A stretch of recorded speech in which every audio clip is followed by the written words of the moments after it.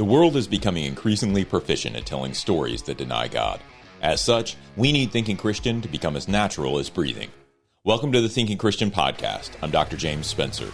Through calm, thoughtful, theological discussions, Thinking Christian highlights the ways God is working in the world and questions the underlying social, cultural, and political assumptions that hinder Christians from becoming more like Christ.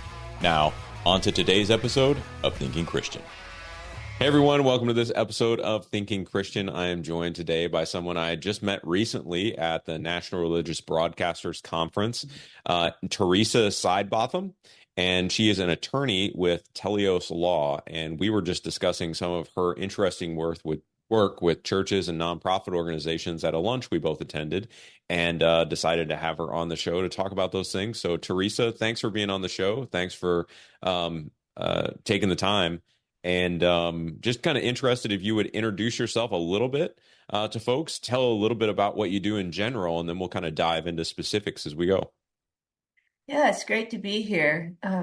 Telios Law, as a law firm, works a lot with ministries and with businesses too, often with faith-based business owners. And, the words from Scripture, meaning whole or complete or mature. And we really try to bring redemptive solutions, help ministries and businesses have a great workplace culture, take care of problems. In the case of ministries, we do a ton of child safeguarding work, either preventing or responding to issues. A lot of stuff around sexual harassment. We're the problems with people. You could say that's a lot of what we do. Well, I think it's interesting, because a lot of times I think when people think about hiring an attorney, they think, oh my gosh, I've gotten in trouble, I need to hire an attorney, or I'd like to get someone else in trouble and I'd like to hire an attorney. But some of your preventative work, where you're coming in and you're actually helping churches form and shape policy, I think that's where I'd like to start our focus, at least for the conversation initially. So can you talk through, what sort of churches and ministries really come to you? What's the impetus for them to say, wow, we really need some help with this? Well, unfortunately, the vast majority of people who come to us for help are actually in trouble. So we do a lot of ministry-related investigations, allegations of everything from spiritual abuse to child abuse, you name it. It's actually better, much better, if ministries can get things squared away on the front end it doesn't reduce the chances of things happening to zero, but it makes it less likely, and it also means that when things do happen, you're more likely to have a good response. So sometimes we'll help organizations work through policies, maybe a child safeguarding policy, for example. But another thing that we really have a vision for, our Telios Teaches affiliate provides subscription-based online training for ministries, child safeguarding training, HR training, sexual harassment, racial reconciliation. But we take everything, not just from a legal perspective, but more importantly, from a scriptural perspective. How is God calling us to live with each other within the organizational structure? And so that type of training, we hope, will really help to create the healthy culture and avoid many problems.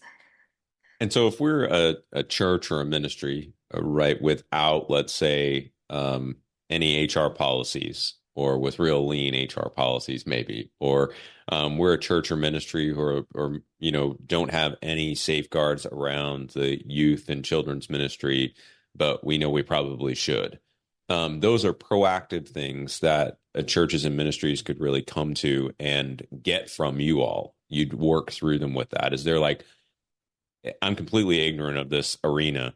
So are there boilerplate things that you get people, or do you really go in and kind of work with a church and a ministry to understand what their process is and kind of help them craft policies that would be more tailored to them? Yes, so because ministries vary so much in size and scope and mission, we do some tailoring. Okay. But let me point you to a couple great resources, just to get started. So for all child safeguarding, Evangelical Council for Abuse Prevention, ECAP, that's at ecap.net. They've got a ton of free resources, and they actually have part of our child safeguarding training, Creating the Capable Guardian, you can see on that for free. So that's a great place to start. An insurance company like Brotherhood Mutual has a lot of free resources on their website. I think they do have some free template policies there. If you read the articles and resources we have for free at, Telios Law, Telios Teaches, that can give you a lot of guidance. We don't have the actual policies, but we have a lot of, thoughts and guidance. A great place to start would be, get a Telios Teaches subscription, go through the trainings, get an idea of what you need to do, and then start to put policies together and then work with us or another attorney to tailor them to exactly what you need. So, a little bit of a game plan there. Yeah, yeah. Well, we'll have all those links listed in the show notes, folks, so you don't need to rewind to write all those down or anything like that. I'll make sure I put them all in the listing for the show. But this is really important. I mean, I think that's what sort of strikes me about the whole thing. I remember working as an academic dean, and one of the things that our children's ministry program director did was she actually worked with churches to try to help put together things for children events. And even when we would have stuff that would involve youth, anybody under the age of 18, she was one of those real big advocates for, look, we have to have strong policy around this. We have to have strong safeguards around this. And I always just really appreciated her wisdom around those ideas. But I know that not every academic dean or ministry has somebody in there, in-house who's really knowledgeable about these issues. And so just appreciate the ministry you're providing for folks, because it is a spectacularly large problem if you have it. And maybe that's where we can kind of pivot to now. You work with churches who have issues that, like, there's been problems that arise. And so why don't we just start with the children issue, and then maybe we can pivot into some of the spiritual abuse issues that you deal with and those kind of things. But talk about, obviously safeguards are an issue, but what sort of issues do you run into in children's ministries with churches that you think churches really, or ministries, should be aware of? Yeah, so, tons of churches and ministries are getting this right now, and they've got, policies in place. They're careful how they check kids in and out. They screen people, they train people.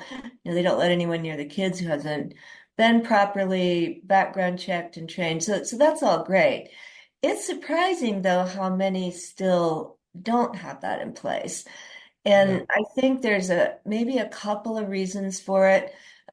One is churches, sometimes pastors think, well, we're about evangelism and the gospel, and they don't like the administrative side, or what they think of as the administrative side. Yeah. But, what I like to say to that is, everyone's concerned about whether millennials and Gen Z are even going to church. If you want to write a love letter to young parents, making sure you have the absolute best protection and safety for their young children Mhm. is the way to go. I think churches also sometimes have the feeling, we're doing God's work. These are good people. It's not going to happen here. That's that's sort of a partly true if you were going to do a Snopes evaluation. So it is actually true that there's less abuse in a ministry context than there is in some other contexts, like take public school, for instance. Yeah. But it's not zero. I was doing some research yesterday and I read a study. They estimate, this is going to shock you, I think. They estimate that 5% of the adult males in the United States are pedophiles. That's a That's massive number. Yeah. it's a massive number. And whether that exact percent is true or not, I didn't do the Right. research study. If there's that many would-be sex offenders out there, there's going to be a few of them in the church. So, and they're Yeah. going to try to get into the church because you've got a great, it's like a candy shop with the children's ministry. Right. And then the second piece is what we're seeing a huge amount of that people are still very naive about is child on child stuff. I mean, I've seen Mm. children in missionary families doing incestual type of things. We just see a lot of it now because families are so broken, the society is so broken, kids, they might get abused, they might get exposed to porn, and then they're acting out on other children. And so then you've got a double victim scenario where you've got two children that need to be taken care of. And actually, we wrote a white paper on that, which is also posted on that ecap.net website that gives some really good suggestions on how to respond if anybody faces that situation. But churches, pastors, leaders, they've got to be realistic. This is the world we're living in. Yeah. Do you see, so I mean, every church I've gone to, or I think almost every church I've gone through, has that sort of check-in system for the children's ministry. And I know they do background checks and all that kind of good stuff. Do you see churches that sort of lean too heavily on those things? Like in other words, I know they're necessary and I understand why they're necessary, but I would also think that they could lull you into a false sense of security. And so beyond those things, are there aspects of this that you would recommend for churches that maybe go beyond that, like I said, that check-in system, the background checks, the maybe two workers to a classroom or whatever else they're doing?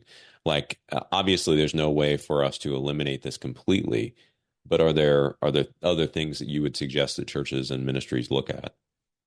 Yeah, the rules and the programs and processes are absolutely necessary, and they actually Right. do reduce abuse Okay. significantly. I mean, the Catholic Church has been doing this type of thing since 2002, and their Okay. abuse rates went way, way down to just a tiny, tiny amount now. So we know it works. My That's mission great. organization clients are reporting the same thing. So I absolutely Yeah. want to encourage people it's not wasted effort. It does work. I think where the growth edge is that ministries don't always realize the place where they can stop stuff is the red flags and the boundary violations. Okay. So sometimes there'll be a report of something that's not exactly abuse, and people they don't want to take action on it because we know this is a good guy. So let me give you a couple of examples of the type of thing I'm talking. At Thrivent, planning your finances is bigger than money. It's a way to support the people, causes, and community you love. Because helping you put your faith into action is at the heart of what we do. Thrivent, where money means more. Connect with us at thrivent.com. About. So Yeah. say you have a middle-aged man who's having little girls age 8, 9, and 10 come and sit on his lap, and they're not his own granddaughters or daughters. So people see that and they think, that's a little bit inappropriate. And if your child protection policy is written right, that should be in violation of the policy. But Okay. the guy's an elder, he's a big donor. That isn't technically abuse. It's sort of right out where everybody can see him. And people are like, well, that's just Harry. He's just affectionate. He just likes kids. That's a red flag. It's a boundary violation and it's not appropriate. And so Okay. calling people on it. Another example, I had a friend call not too long ago. The friend's son was involved in a youth ministry, and a volunteer with a male, middle-aged male volunteer with the youth ministry was kind of trying to wangle it so he would take boys out onesies, twosies to a football game or to other events, maybe to dinner. And the dad shut that down pretty hard. And then next thing, the boy's friend said, yeah, and this guy is sending me TikTok messages at 2 a.m., which is a little weird. So it hadn't quite got to sexualized material, but those are both red flags. They're boundary violations. So it should be a violation of the child protection policy for the adult volunteer to go anywhere with kids alone. It Yeah. should be, especially one-on-one alone. It's also a violation, or should be a violation, for an adult to have private digital communication with a minor. And that would be Facebook, that would be text, that would be TikTok, that would be email. So parents should be copied, it should be a group. So these on the edge. And the response on that, honestly, from that church was, well, we don't think so because, use the same name Harry did. Harry's a great guy and, he's got daughters and he's part of our church and we don't think it doesn't matter what you think about Harry. That's a red flag. And it's possible that Harry in both these instances is perfectly innocent and just a little bit stupid, right? Right. But if you stop it at the boundary violations, the people who actually are grooming kids, you can stop that from happening. And think how much better Yeah. you would feel than 5 years down the road when one of our Harrys has been molesting, dozens of kids. Right. Well, and you can even think of it, because I mean, you can see I can hear the arguments now, right? With the first Harry, it's like, well, he's not doing anything bad. This is not something we're going to call him on. This is getting too legalistic. This is, you can just hear those arguments sort of flow out. But the reality is that even if it's not these Harrys who are going to do something bad, maybe Barry, the next guy, when you've normalized behavior for these kids and they think it's okay now, you're blurring lines for them because they're not distinguishing between Harry and Barry. They're just Right. looking at it and going, well, nobody thought this was bad, so Hmm. why should this be bad?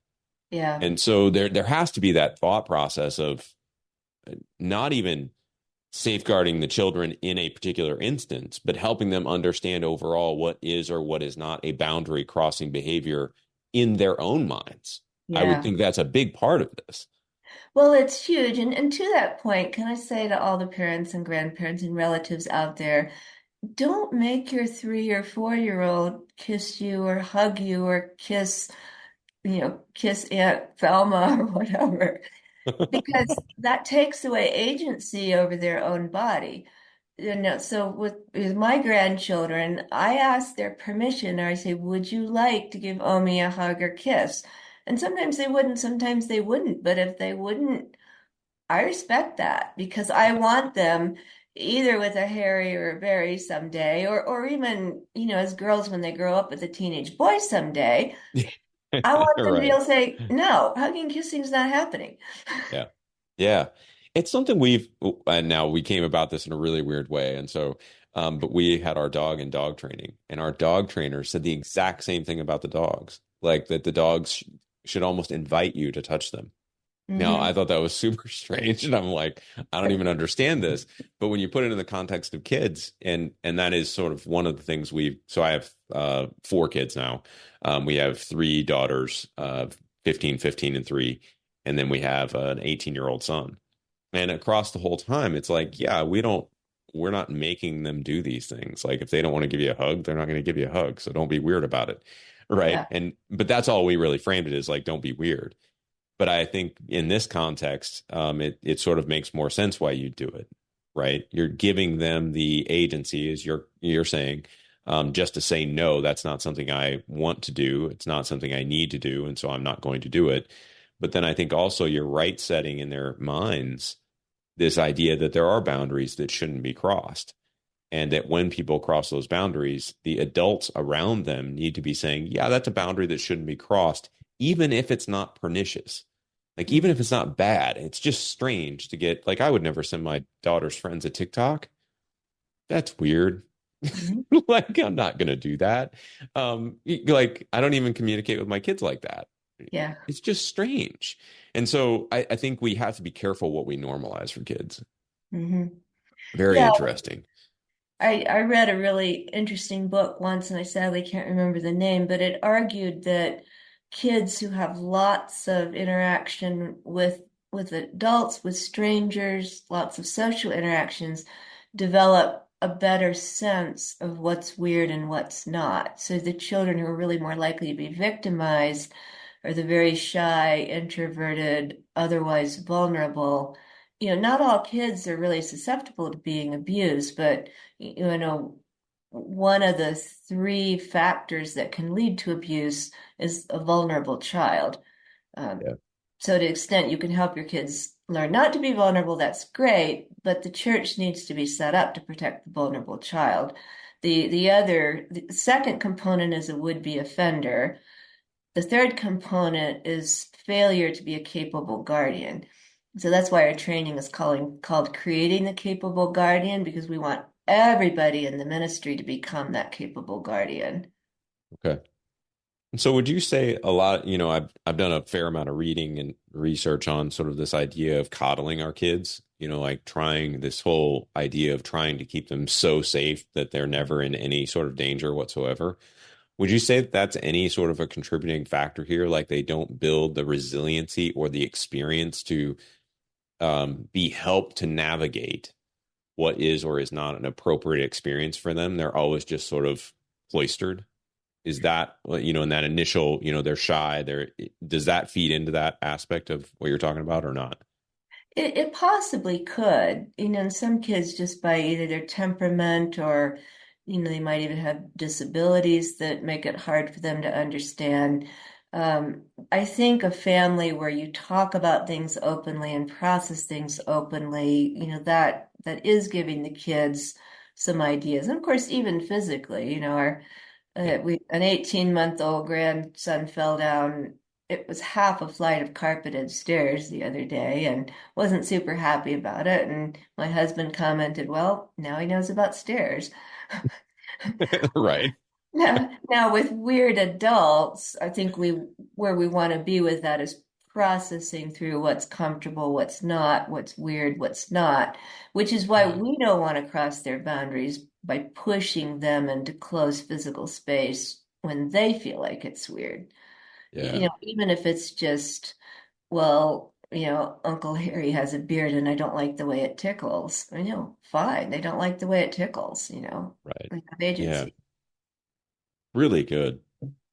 Well, I know you don't work exclusively with kid stuff in churches and ministries. And so I kind of wanted to pivot to what we talked about at the lunch there at NRB a little bit, but this spiritual abuse side. And so I think the question I have as we kind of transition here is, one, do you see a correlation between churches that have trouble with protecting their children and churches that have sort of this spiritual abuse dynamic? Are they connected issues?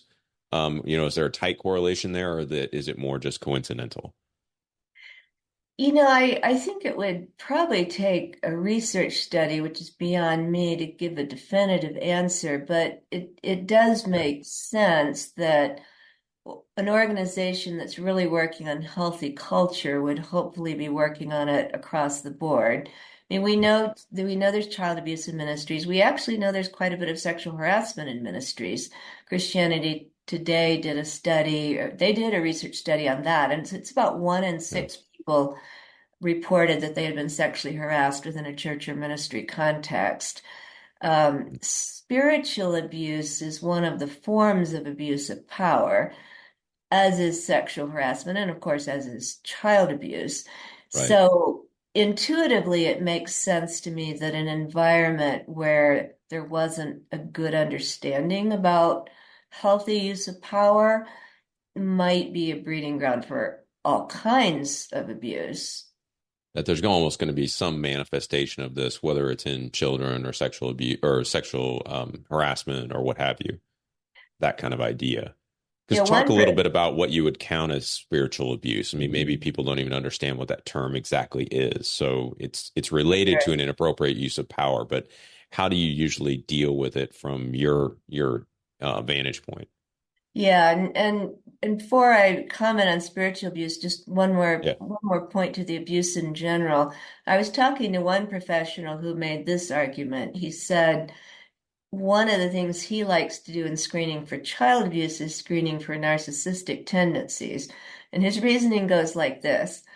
People who are narcissists abuse other people in various ways. Yeah. If you screen them out, you will screen out all the ways that they might have abused people, including child abuse. It's an interesting theory. I mean, I'm Yeah. not saying it's for sure true. Not saying that I really mind the idea of screening out the narcissist either. So, Exactly right. It could be a value in and of itself. but turning to spiritual abuse, a couple of ways to look at it.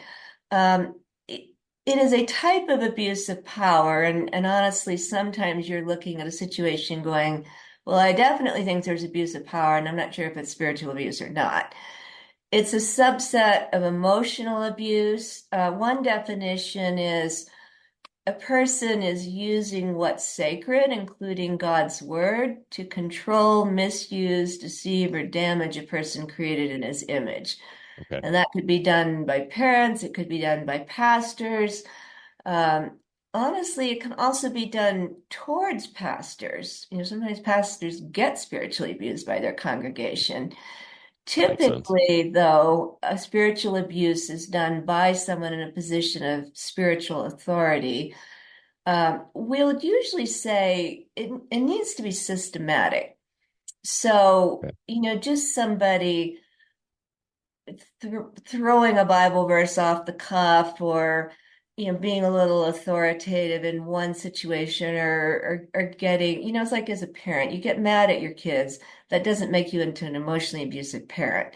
If Right. day after day you demean them and harass them and scold them, that might. And Right. similarly with a pastor or spiritual leader, it's this pattern of abuse. Some of the characteristics we see might be, and let's call it a leader, because it's usually a leader, Fair. failing to take accountability for their own actions, censoring any non-conforming ideas or discussions. And then it's not just that you quote scripture, it's that you're using it to manipulate people and to sort of twist the situation.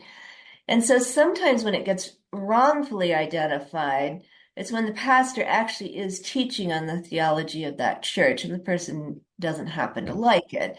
Or the pastor's teaching on, some of God's call to holiness, and, people might get offended by that. Sure. But if the pastor is using scripture, a position of authority to control and manipulate people, then we might have spiritual abuse. So that's kind of a long answer, but I hope it was a little bit clarifying. No, it's really helpful. It takes me back sort of the Barmen Declaration that the Confessing Church did in Germany. They actually had, I think it was their fourth thesis. They talked about rejecting the false doctrine that the church would put a leader in place that would have more power really than they've been given. And so the general idea was that they didn't want a Fuhrer within the church. They didn't want somebody whose authority was such that they were even beyond the word of God in some ways. And it Right. sounds like that's sort of what this would take shape as, that even the word of God gets bent into the agenda of this person who has sufficient control of the church and sufficient position and authority to move other people around as he sees fit or she sees fit. Is that a fair sort of summary of it? Yeah, and that they're using power that way. And where it gets a little hard to delineate, many really successful ministry leaders have charismatic personalities, fairly strong personalities. So you have to look at the interactions and say, okay, would a reasonable person find this manipulative or exploitive? Because sometimes the person on the other side also has some responsibility to say, I really don't want to volunteer 15 hours a week. That doesn't fit my schedule. I've got a husband and children. And we'll even find when we're, investigating a situation that you have 7 people who are feeling traumatized by the leader, and 3 people are like, no, I never had any problem. I just said no when I didn't want to do it. So it's partly Yeah. the strength of the individual, and often it was fine. The leader didn't push further, so was that actually abusive or coercive? We'll look at, well, did you ever come back and Yeah. talk to the person? Because it can be a little unfair to the leader, right? If, they think they're just going along, organizing life in their fairly high D kind of way, and, nobody ever says, you hurt my feelings, that didn't work Yeah. for me. So it's pretty nuanced. And honestly, with the investigations, sometimes we'll land with, well, we're not actually finding abuse, but we do see a lot of growth potential for this leader, to maybe get some coaching and be a little more sensitive. Or, or sometimes they really are just very abusive, manipulative, self-absorbed people. And then at that point, you hope the ministry would make some good decisions there. Yeah. Well, having been in leadership occasionally and sort of fielded complaints from people who I supervised, one of the things that I think learned over the years is that I actually appreciate it when people who I'm supervising let me feel the pain. And so in other words, I have had this situation where somebody was working 50 hours a week and, ultimately coming to me when they're at their breaking point and saying, I've been working 50 hours a week for this long and this is unbelievable and you won't give me any help and and it's like, well, I didn't know you were working 50 hours a week. Like, I don't watch you work 50 hours a week. So now that I know I can do something about it, but if you're not letting me feel that pain, if you're not saying we can't get this done because we don't have X, Y, or Z resource, I don't know about it. And so I think it's a really helpful process that you're outlining there, just to say, you almost give the leader, you don't walk in and, sort of presume guilt. It's just there's a whole slew of things that can go wrong here and a whole slew of ways that people can experience what goes wrong. And it doesn't always have to be spiritual abuse. There really does need to be that patterning that you find. And maybe even just, the folks who don't say no, maybe the easiest way to curtail the spiritual abuse is just start saying no, right? I mean, it can be as simple as those kind of solutions, I would assume. Yeah, and a lot of it's in the response. So, the response you describe is, wow, I didn't realize you're working so hard. Let's see what we can do to get help. We don't want you to work that hard. If your response had been, well, Susie, the Bible tells us that we need to work heartily as unto the Lord and not men. And we really want to see Jesus come back. And if you're not willing to work for that, I really question where your heart is with Jesus. That would be spiritual abuse.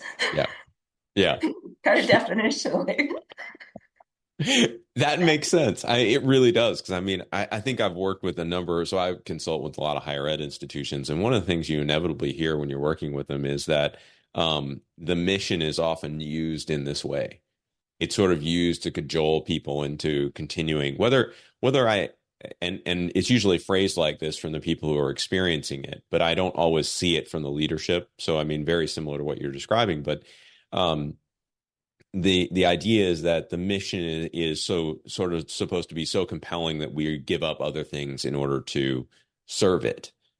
Mm-hmm. And so a lot of times what I encourage people, even just in the course of the consulting, is, listen, you need to decide what you're willing to give to your organization and don't give more. Mm-hmm. It's just about setting a boundary, really. And so you're hired on to work 38.75 hours a week or whatever it is, right? So if you feel like 40 hours is appropriate, it's technically about an hour 25 over an hour 0.25 over your actual hired contract length.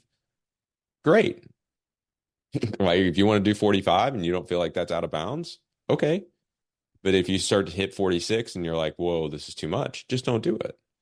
Yeah. And so I think people need to, there's some of that I think is more, there is that sort of negotiation that has to take place between the social pressure maybe to get the job done and get the job done well because it's an important job versus actually having somebody manipulate that. And so really interesting stuff. Yeah. So how do you have resources for sort of like identifying? Do you have anything that would help people identify spiritual abuse? Like, are there markers of this? Would you, to help people sort of evaluate whether or not it's happening or not? Yeah, well, definitely. If you think of words like manipulation, coercion, control, Yeah. especially if, done with scripture in a religious way, that type of thing. Often an environment with a strong religious spirit will be that way. You get people who are so busy racing around doing the work that they don't have time to stop and spend any time with Jesus himself. Yeah. And actually, going like 180 to my employment law attorney hat, if you've got employees who are not exempt and they're working more than 40 hours a week, you'd better be paying them time and a half or you're going to be violating the law. Your pastors and some people like that are exempt, and so I guess you can legally work them to death, although I wouldn't It's probably not the best move. Yeah. But just that, there are people having space to grow and flourish, and then from the perspective of the person who wonders if it's happening to them, do I feel a lot of shame? Do I feel pressure? Do I feel controlled? Do I feel manipulated? Do I feel trapped? And then that might open a discussion of, okay, is it that somebody's being spiritually abusive to me? Do maybe I need to go to a counselor and work on healthier boundaries because of some of the messages out of my childhood? I mean, there can be a lot of solutions, but I think those Yeah. feelings flag for us that there may be problems we haven't addressed yet. Well, I think one of the things you mentioned early on was a leader not being willing to take accountability for, their actions. I can envision maybe that takes on accountability looks very different depending on your denominational structure, like elder-led congregation, all those kind of different permutations of the way church government can be sort of organized. So, is there some sort of fundamental sense in which they need to take responsibility and accountability versus being held responsible and accountable by a governing board of some sort?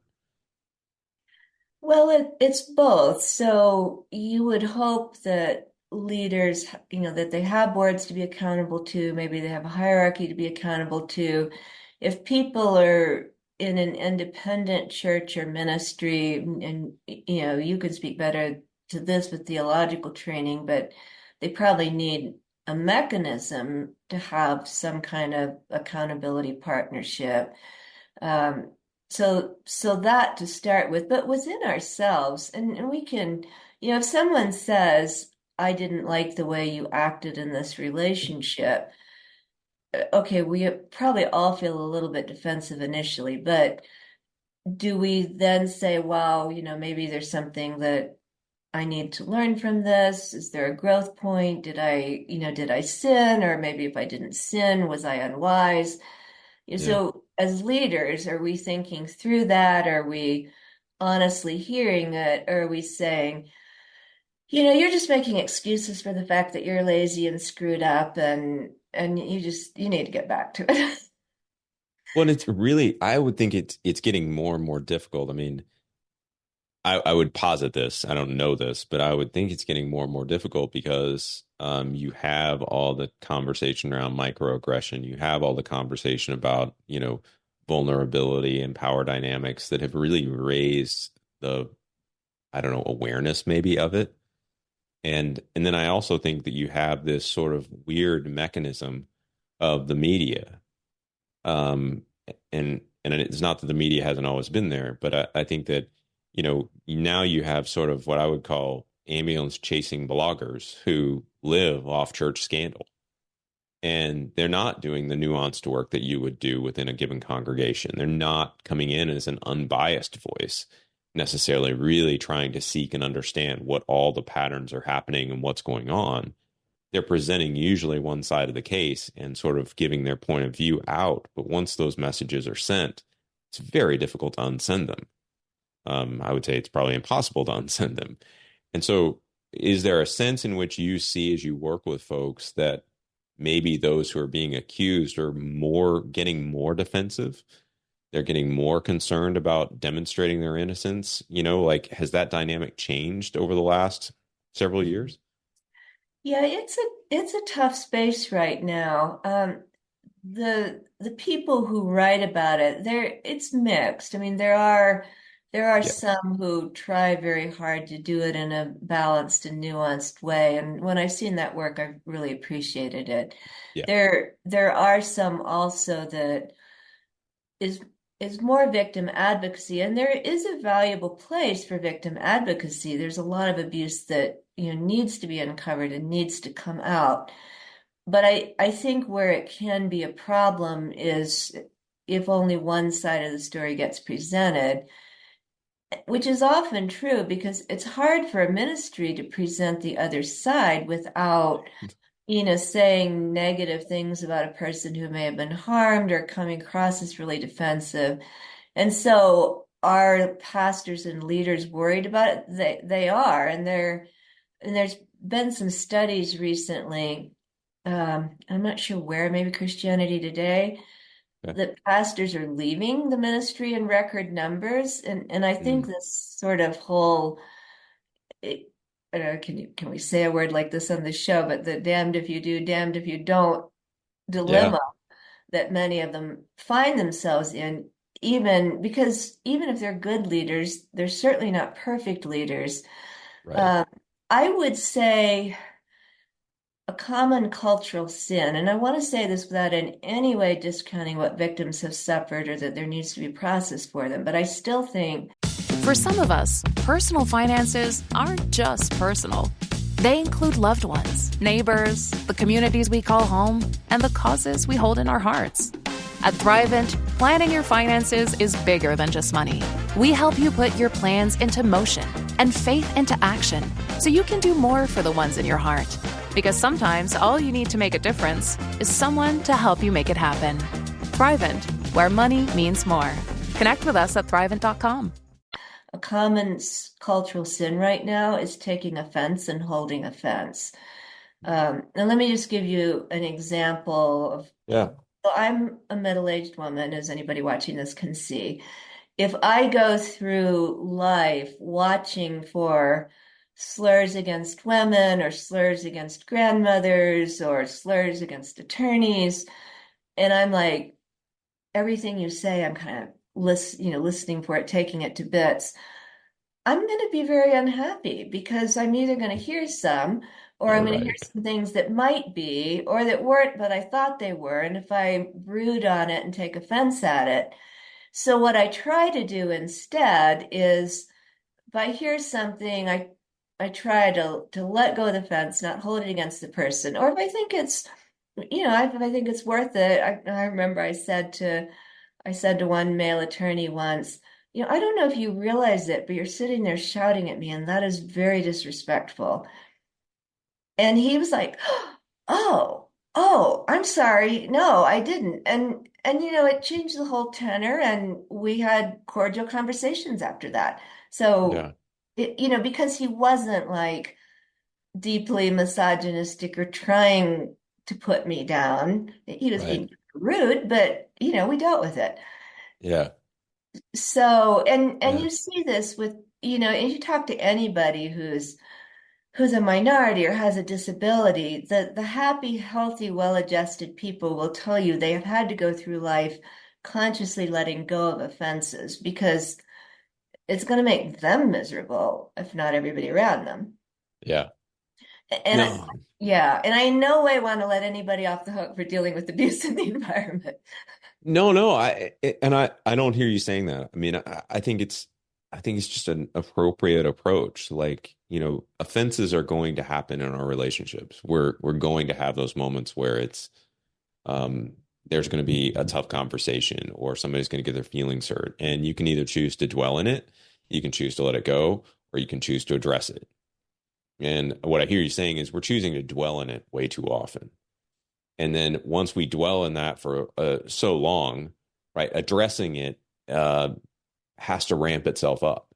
Like the way we address it it has to be an explosion. It can't just be hey, you're yelling at me right now. If you could stop that, that'd be fantastic. And then it's diffused and it's done. And so I think there is this sort of gradual ramping up. And I agree with you. I teach a course for a Right on Mission. It's a non-collegiate training organization on prophets and whistleblowers. And one of the things we discuss in there is not everyone who calls himself a whistleblower is actually a whistleblower. Like there's a technical understanding of what a whistleblower is. It's not just somebody who has a complaint. A lot of us have complaints. We're not all whistleblowers. And just because we say we express our complaint does not make us a whistleblower, right? There's a more technical process that has to be worked through there because the offenses can actually be demonstrably shown to be much more heavy or weighty in a sense. And so I think there does need to be that, certainly there needs to be that sort of process to deal with abuse in the church. But I think we all need to take responsibility also to actually deal with our offenses either quickly or to set them aside completely and say, I don't think this one's worth my time. Like, that's kind of what I hear you saying, at least, that there are these tiers to it. And the response of the healthy leader, the person who's not spiritually abusive, is how do you respond? So, I've occasionally, but I've had a friend who's a minority say, well, this thing that you said was offensive and it hurt me. And I mean, it's like, wow, I didn't mean to say something offensive or to hurt. And so I would stop and try to think about it, and maybe, help me understand why that hurt you. And then, just own it.